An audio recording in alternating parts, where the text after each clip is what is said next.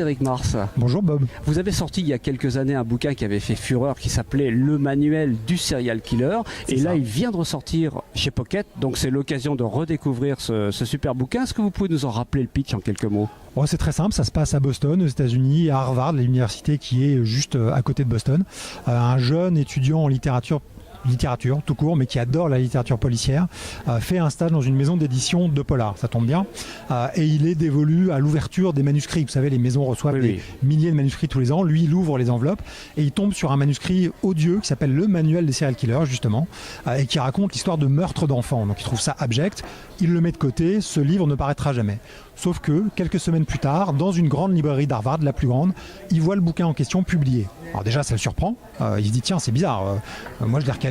Qui d'autre a bien voulu l'éditer? Et ce qui le surprend, surtout, encore plus, et au premier chef, parce que ça le concerne directement, c'est que c'est son nom sur la couverture. Comme si lui avait écrit ce bouquin.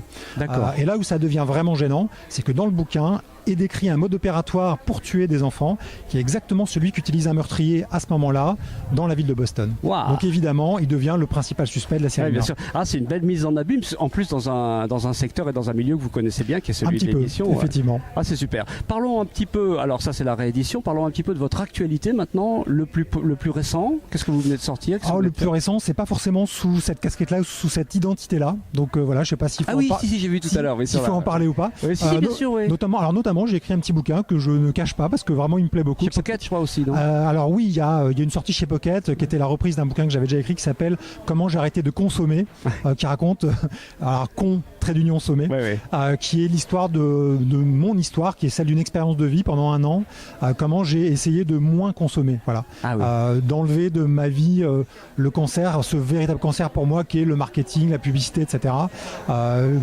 Vivre plus simplement, et j'avais vraiment établi une grille pendant cette année-là pour filtrer tous mes achats. Est-ce que vraiment j'en ai besoin? Est-ce que vraiment ça va me rendre plus heureux cet achat ou pas? Très bien. Je simplifie bien sûr. Mais et sous l'angle du roman ou c'est plus c'était une sorte de journal de bord, vaguement romancé, mais qui racontait vraiment ce que j'avais expérimenté avec ma famille à l'époque, ma femme, mon fils, comment on avait arraché les étiquettes de toutes les marques dans la maison, réduit un peu, etc. C'est une belle éthique en tout cas, beau projet. Et ici on est à la plage des livres, donc et ça marche pas mal. C'est la pause déjeuner, donc je vais vous rendre à votre public et puis au déjeuner, puis bonne dédicace pour cet après-midi. Merci Beaucoup, journée. Frédéric.